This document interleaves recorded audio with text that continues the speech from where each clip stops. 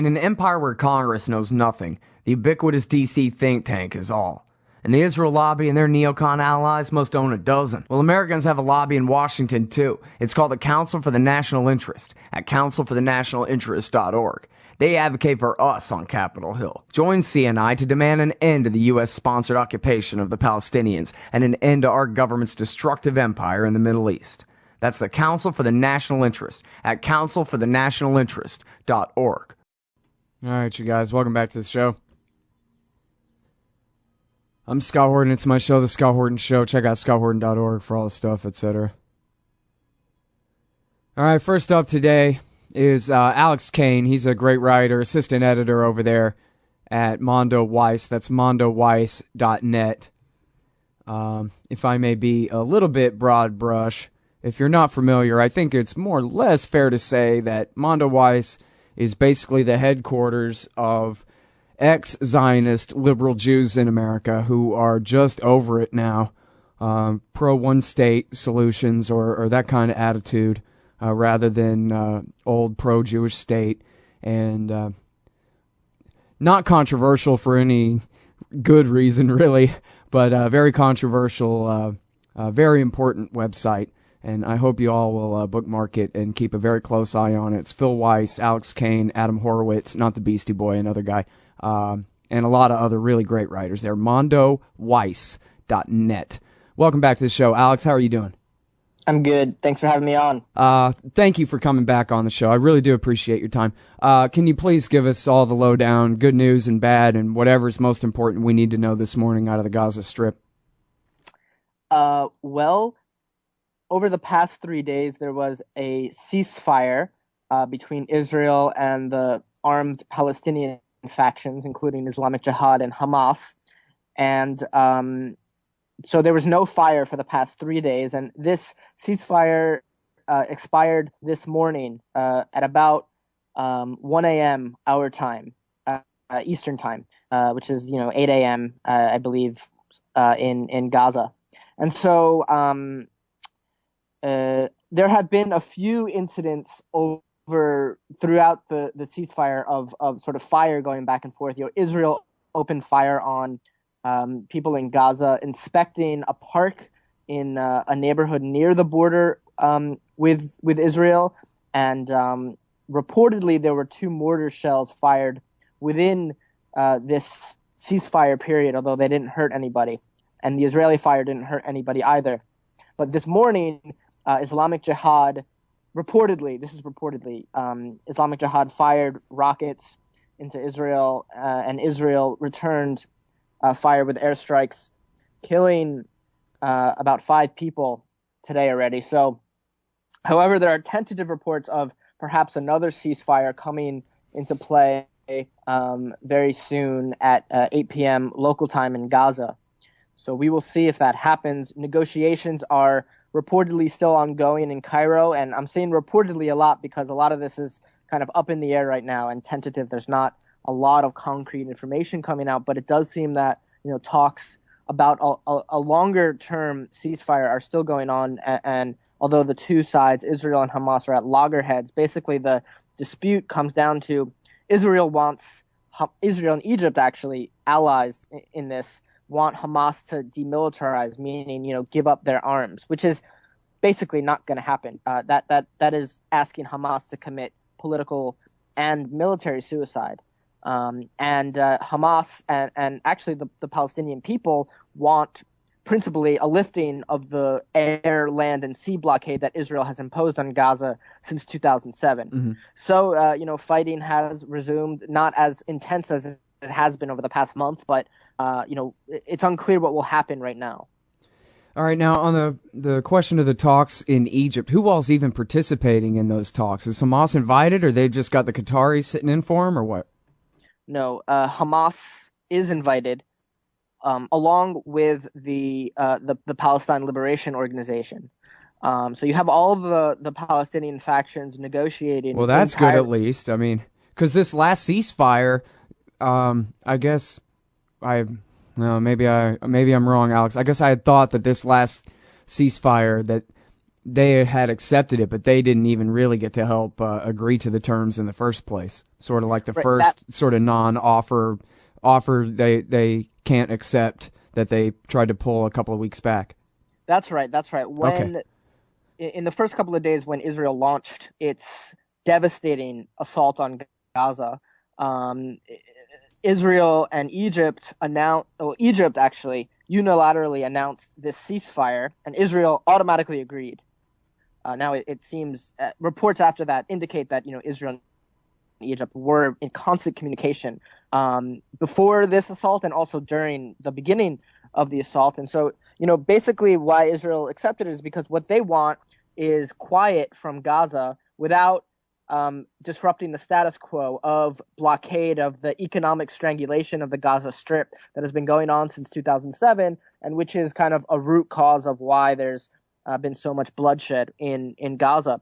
And so Hamas said, look, you can't have a ceasefire, and I think they're absolutely right about this. You can't have a ceasefire when you didn't actually talk to the opposing party that's also firing, rockets and mortars, right? So Hamas said, we learned about the ceasefire terms through the media, and we're not going to accept this. Mm-hmm. So, Hamas rejected that sort of ruse a couple of weeks ago, and the fighting escalated from there. This time, it seems like Egypt may have changed its tactics and convinced Hamas to cease fire for at least 3 days, and so to sort of get negotiations going on in Cairo, which is what's happening right now. I see. So in other words, the ceasefire that's expiring right now that we hope can be prolonged despite these aberrations of Islamic Jihad firing off a couple rockets and Israeli retaliation, that this ceasefire itself was sort of a unilateral thing too, that Hamas didn't really negotiate, but now they're negotiating. Do I understand it correct then? Well, Hamas agreed to stop firing, and so did the other Palestinian factions. 3 days ago. Oh, I see. That was it, though. That was all that they had agreed to. I see. Okay. They only agreed to 3 days, and yesterday they said, if the ceasefire expires without any of our demands met, then we will continue to fire into Israel, and that's exactly what they did. Mm-hmm. We should say that these are legitimate demands of Hamas. I mean, they're simple. They're not even these demands are not about the overall Israeli-Palestinian conflict. This is just related to the Gaza Strip. Hamas and the Palestinian factions, they want a lifting of the blockade. They are backed by the Palestinian population in this. People in Gaza want to live. They don't want to be prisoners anymore. And that's what Hamas is trying to do. They're really in a bind. Hamas is in a bind, really. Israel and Egypt want to crush them, or at least really weaken them. They really want to weaken them bad, although they don't necessarily want to overthrow Hamas. Mm-hmm. They want to weaken Hamas bad and not change anything from how it was before this operation. They want to keep it. They want to keep the situation as it is, as it was from 2012 to 2014, which essentially no firing from Palestinian factions, meaning that southern communities in Israel can live in peace. But the blockade was kept in place. Israel routinely sort of bombed Gaza and did tank incursions into Gaza occasionally, and so on. And the occupation of Gaza continued. So for Hamas and the Palestinian people, it was not so much quiet. It was a slow death, as they have said over the past weeks. They say, better a fast death than a slow death is how some Palestinian factions explained why they were fighting. Right. Yeah, Sheldon Richmond and I went over the proposal from Hamas from, I guess, 2 weeks ago, where it was included a 10-year truce, but also had their list of demands. And it was all like, please let us trade and have a seaport. And so there's no typical hostage type demands in there. Just the hostage itself asking to please be set free is really enlightening. Just seeing what their list of demands is really casts a relief on their situation. I'm sorry, we got to take this break. Please, everybody, hold it right there. We'll be right back with Alex Kane from Mondoweiss.net. Hey, all, Scott here for Liberty.me, the brand new social network and community-based publishing platform for the liberty-minded. Liberty.me combines the best of social media technology all in one place and features nightly classes, guides, events, publishing, and so much more. Sign up now and you get the first 30 days free. And if you click through the link in the right margin at scotthorton.org or use the promo code SCOTT when you sign up, you'll save $5 per month for life. That's more than a third off the regular price. And hey, once you sign up, add me as a friend on there at scotthorton.liberty.me. Be free. Liberty.me. All right, you guys. Welcome back to the show. I'm talking with Alex Kane from Mondoweiss.net. Mondoweiss.net. And we're talking about the state of the negotiations and the would-be, could-be ceasefire. I don't know. Andrea Mitchell, Alex, just tweeted out that the war is back on, the ceasefire is over, and the talks in Egypt weren't going anywhere anyway, and so forget it. Which I guess, assuming that that's true, I kind of want to ask you, I'm not sure how to set this up right, really. I mean, you mentioned that, they want, their demands now are that Hamas has to commit, complete hara-kiri and give up all their weapons and all of that kind of thing. It makes me wonder whether the Israelis have accomplished anything here other than getting a bunch of coffins sold, in the local Gazan economy here, because, like you said, they don't want to get rid of Hamas because, I don't know if they hired some outside expert from somewhere, something to look 2 weeks into the future and wonder, well, who might come next after we get rid of Hamas, and might they be worse, which is unheard of in Israeli politics, I think. But wowee, looking 2 weeks out, that's great. So they don't want to get rid of Hamas. They know they can't get rid of every last rocket because the rockets are just plumbing pipe and household chemicals. So there is no rocket infrastructure to get rid of. The tunnels, of course, can't all be found, and then they can be recreated in the blink of an eye, and most of those were for trade and not fighting anyway. And so what in the hell is the point of any of this if all they have now is, okay, well, so you have to give up your life. You have to here's your Rambouillet style offer you can't possibly accept, and now we're going to bomb you some more. Yeah, well, just one thing, the tunnels between Israel and Gaza were for fighting, I should say. The tunnels from Egypt into Gaza were for smuggling goods and weapons as well. But that was the super majority of the tunnels anyway, right? I mean, how many were even headed toward Israel at all? Right, I think that the number that Israel says that they destroyed about 35. I guess that's tunnels. possible, Yeah, but you're right that the vast majority of the tunnels were on the Egyptian side, although many of them were also destroyed when General al-Sisi came to power in Egypt. But to get back to your original question, this is. We saw this in 2009 after Israel unilaterally withdrew from Operation Cast Lead. They're sort of one of their main goals is, in the very crude Israeli parlance, mowing the lawn, which is a very racist term, I think, dehumanizing Palestinian people as merely grass to be mowed. But this is a euphemism to say that they want to restore their deterrence with Hamas, meaning that they want to pummel Gaza so bad that the Palestinian factions will cease their fire because they know that they can't militarily win, and also because they want to, they don't want to subject their population to bombardment. But this isn't a permanent solution, and eventually the Palestinian factions do resume firing because of the crippling blockade that is strangling Hamas and other factions. And Israel put their goals, they were fairly modest goals, but I don't think they've met all of them. I mean, when they first started the air campaign, which was how this war first started, they said that they want to have quiet for quiet, meaning that they want to degrade Hamas's rocket capabilities. Now, the news that a Palestinian faction sort of shot rockets today, and the fact is that Hamas does have rockets that they can still fire. I mean, they're largely ineffectual, but they can still be fired, and it does place Israeli civilians, in a sort of state of fear. That objective simply can't be met. I mean, there's no way that the Israel can destroy without a total reoccupation of Gaza and going house by house and door by door, etc., and to destroy every last rocket that they find. That's just not going to happen. The other goal was to destroy the tunnels, and they claim that they have destroyed a lot of them, but you're right that the tunnels can be rebuilt. So, is there, basically, I think a lot of Israelis are also asking this question: what was really the point? And you have right wingers in the Israeli cabinet pressuring Netanyahu, saying you didn't go far enough. We have to crush Hamas, we have to overthrow them, we have to reoccupy Gaza and make sure that no rocket will ever be fired into Israel again.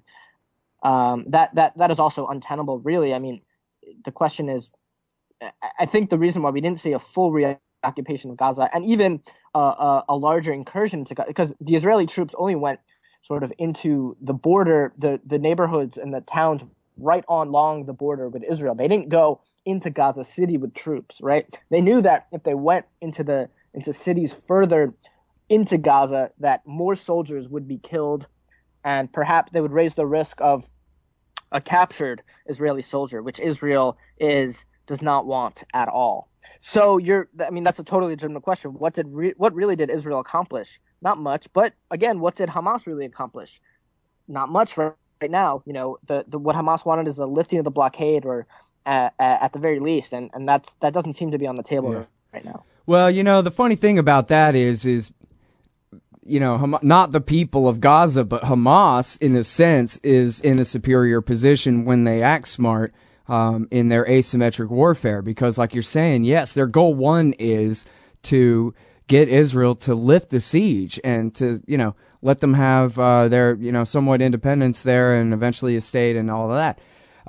But their second order goals are to, if you're not going to go for that, then go ahead and sabotage yourself by attacking us, which is exactly parallel to Al-Qaeda terrorism against the United States, or for that matter, IRA terrorism against the English. It's to provoke a reaction. Or first of all, it's to get you to wise up and leave us alone. And if that won't work, then we'll provoke you into overreacting and hurting yourself that way, judo style. And so that's what Hamas has succeeded in doing, is firing rockets over Israel enough to make every Israeli afraid, even if their lives aren't really in danger. It disrupts their whole fantasy that they live in a normal country in a normal time over there.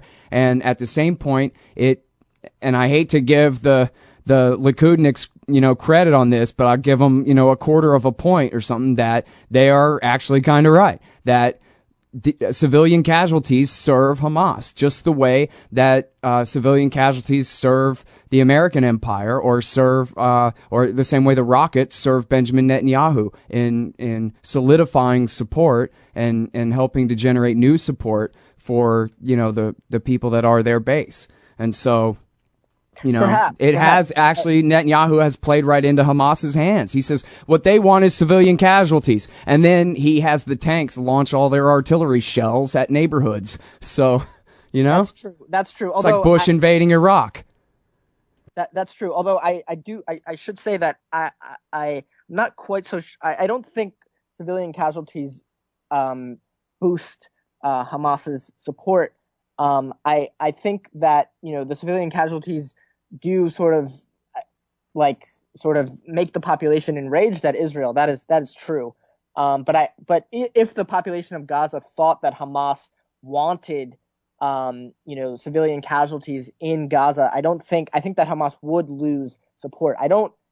It's a tricky kind of analysis, but you're right. Look at Al-Qaeda in Iraq. Even go back a few years to the days of the Bush War. Zarqawi would bomb a Shiite marketplace full of women and children. Why?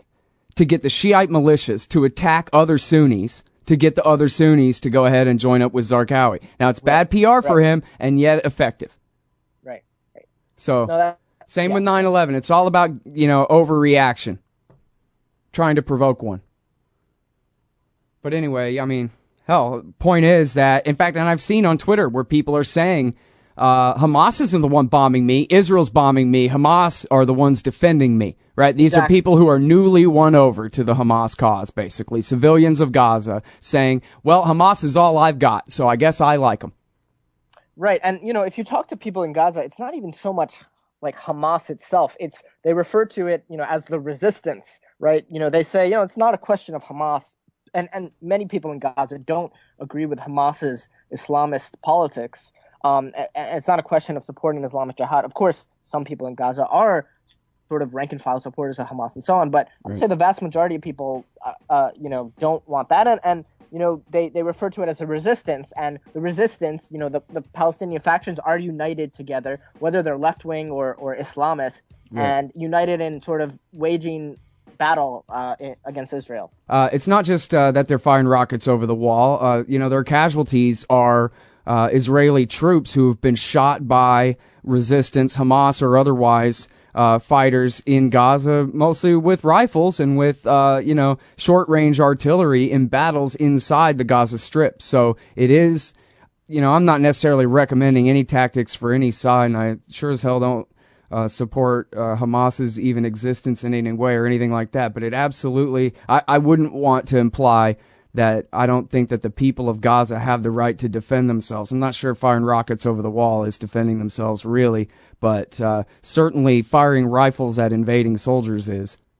That's true. And if you look at the casualties, it really gives lie to Israel's claim that Hamas is this awful terrorist organization that wants to kill every Israeli civilian. I mean, I think if Hamas had the capability to kill many more Israeli civilians, as they did during the Second Intifada, they probably would. Yeah. But the fact is, during this war, the vast majority of Israeli casualties, about 64, were Israeli soldiers. And you look at the civilian death toll in Gaza, it's the complete opposite. The vast majority of casualties, according to UN statistics from Palestinian human rights organizations, and so on, say that the vast majority of casualties were civilians, including about maybe 400 children, many women, and so on. So that makes Israel take a big hit image-wise worldwide. Mm-hmm. Yeah, well, and that's a whole other topic I had here to talk about in the notes, but maybe I will go ahead and ask you one quick question about it. What do you think about this? Is something that Phil Weiss is always talking about, is the change in the narrative. Well, first of all, do you really agree that the narrative is changing? And then if so, what do you chalk that up to? Because this war is no more brutal really than Cast Lead or 2012, whatever, I forgot what they called that. Right. Well, I actually think this war is even worse for Israel than Cast Lead. I mean, Cast Lead was sort of the first straw for many people, and you had many sort of left-leaning Jews say, "Forget Israel. This needs to end. This is horrific. The white phosphorus raining down on Gaza and so on." But this attack was even more brutal. If you talk to people in Gaza, whole cities were leveled. Beit Hanun, Shujaya, a neighborhood in Gaza City, these places were leveled, and it's awful for the people of Gaza, and they have to rebuild, and there's hundreds of thousands of people displaced and so on. But I think Israel's image around the world and even in the U.S. is worsening. I think, Phil and other people talking about this narrative shift, I don't think it's incremental. It's not a huge shift. Sure. Much of the corporate media is still, kind of sort of buying into much of the Israeli narrative, but there are sort of glimmers of light in media coverage. And also, you look at this striking poll that came out a couple, I think last week or maybe a week and a half ago, that detailed how young people, if you're between the ages of 18 and 40, you think Israel's actions are unjustified in this war. I see this, with my own coverage of, people protesting in New York, which is where I'm based, and even within the Jewish community, you have this sort of very, very a total disgust with Israeli military operations, and people don't think that it's justified. How can you, any rational person looking at this, even if you're not politically aware, you look at the pictures from Gaza, the civilian casualties, you can't but help but say this is crazy. This needs to stop, and Israel is unjustified in what they are doing. Right. And I think that that's what people are coming to. That's the conclusion they're coming to. Now, the Congress is far behind. I mean, you had a Senate vote 100-0. Just that, it's incredible. 100-0, backing Israel's assault on Gaza. Now, so the trick is to translate this groundswell of support for Palestinians into political change. Some people are giving up on Congress and they're turning to civil society, the boycott, divestment, and sanctions movement targeting Israel, and that's only going to grow after this. Whether that will actually really change the calculus is another sort of question. Right. It hasn't changed the calculus yet, but people want to act right now. Congress is totally out of touch with young people, at least. And so, there's good and there's bad in terms of the whole question of narrative shifting. Yeah. Yeah, well, all very good points. I would only add that, because I think maybe it'll be helpful, and this is something that Phil and I have talked about for a long time now, is what exactly is it that turns the key in people's brain? And I think what it really is that unless you really look into it, you don't really get to understand. You might hear the term, but they don't ever explain on TV, especially, about the occupation, that Gaza and the West Bank were conquered back in 1967. They already lost back in 1967. So like I like to say on the show starting recently, this isn't like even a battle against the Plains Indians. This is a battle against Indians in their reservation 40 years after they've already lost the Plains Wars.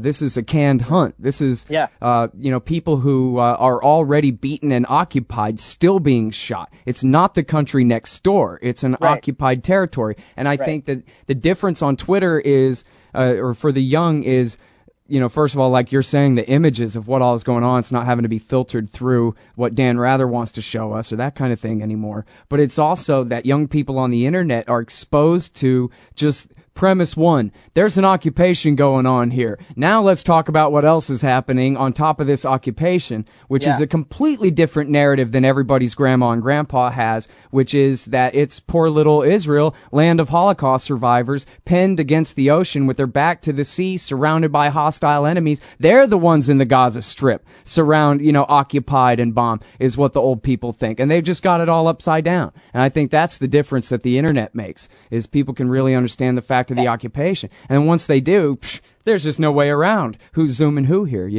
That's a really great point. And the regional equation has so changed. I mean, that narrative. Oh, crap. I'm sorry. I'm so over time. I gotta go. No, Thanks, Alex. You're great, man. Appreciate it. Yep.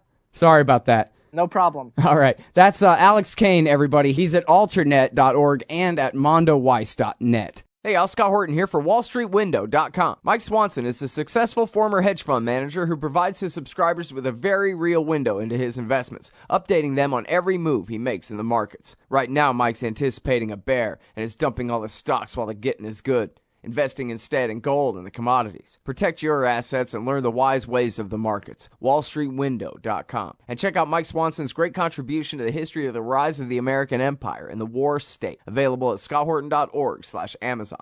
Hey, y'all, Scott Horton here for The Future of Freedom, the monthly journal of the Future Freedom Foundation at fff.org/subscribe. Since 1989, FFF has been pushing an uncompromising moral and economic case for peace, individual liberty, and free markets. Sign up now for The Future Freedom, featuring founder and president Jacob Hornberger, as well as Sheldon Richmond, James Bovard, Anthony Gregory, Wendy McElroy, and many more. It's just $25 a year for the print edition, $15 per year to read it online. That's fff.org/subscribe. And tell them Scott sent you.